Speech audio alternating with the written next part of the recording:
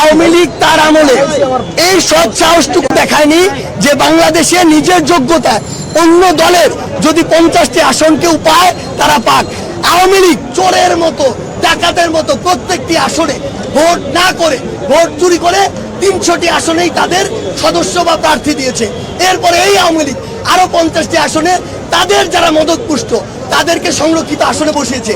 অর্থাৎ এই 350 আসনেই যারা ছিল তারা এক একজন ফ্যাসিস্ট এবং তারা ফ্যাসিস্টের আদর্শ লালনকারী। তাহলে আপনি আমাকে বলবেন শুধু ওই 350 জন নয়, পুরো বাংলাদেশে এই ফ্যাসিস্টকে লালন করে আওয়ামী লীগ, যুবলীগ, ছাত্রলীগের প্রত্যেকটি ইউনিটে যে শয়তানরা বসেছিল, যে রক্তচোষা মানুষরা বসেছিল, তাদেরকে আমি কিভাবে নির্বাচনের জন্য আমার প্রতিনিধি হিসাবে নির্বাচনে দাঁড়ানোর জন্য এই অনুমতিটি দিই, সেটি এই বাংলাদেশে কোনোদিনও সম্ভব না।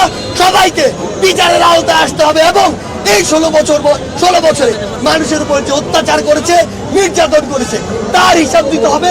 আগে তার জন্য শাস্তি পেতে হবে, তারপর জনগণ নির্ধারণ করবে সে নির্বাচনে দাঁড়াতে পারবে নাকি পারবে।